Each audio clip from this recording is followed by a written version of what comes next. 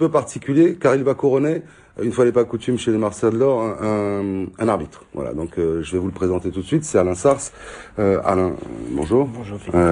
Alain, s'il y a quelque chose, on va parler de la saison 2007-2008, s'il y a quelque chose qui a vraiment très très bien fonctionné sur les terrains de football, c'est l'arbitrage. Oui, effectivement, il n'y a pas eu de polémique majeure. Ça fait d'ailleurs plusieurs années que ça dure, et bon, je crois qu'il faut qu'on touche du bois, parce que rien n'est acquis, mais je pense qu'on est sur la bonne voie. Alors justement, s'il y a Marcel d'Or pour toi, Alain, c'est que tu as touché du doigt ce qu'on appelle en 2006, un soir de mai 2006, ce qu'on appelle un match parfait. Oui, match parfait. Ouais.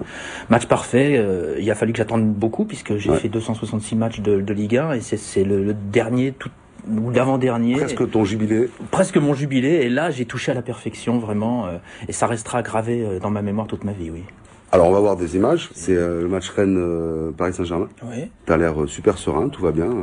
J'étais prêt pour la performance, là. Voilà, alors là c'est quand même un moment crucial, c'est le toss. Tac. Regardez, ça il faut le faire, parce que ça paraît facile ce geste, mais il est pas anodin, quoi. Voilà, donc là on est sur un centre du Stade Rennais, et là, tout de suite, on voit, tu es extrêmement bien placé. Oui, j'étais très en forme ce jour-là, et je volais sur le terrain.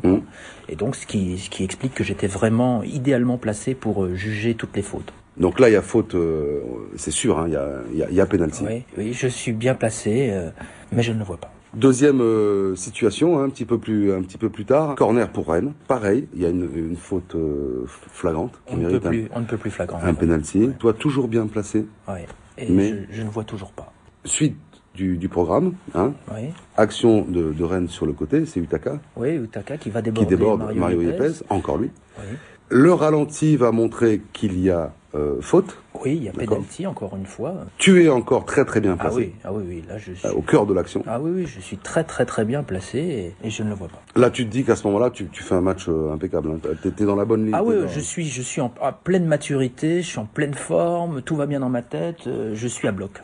Là, coup franc pour le PSG, on voit. Bah oui. Voilà. Là, tu es juste en face. Oui, et je ne vois pas. Et tu ne le vois pas. Pour l'instant, on résume, il y a 4 pénaltys non sifflés. Non sifflés. Donc, il te fallait quand même siffler un pénalty qui n'y était pas. C'était la moindre des choses. Là, tu es très mal placé. Ah oui, je suis très mal placé. Mais cette fois-ci, tu siffles. Ah oui, je le vois. Tu le vois. Alain, tu as eu 2 trophées du meilleur arbitre, votés par les joueurs. Oui. C'est important de le rappeler. Il te manquait un trophée.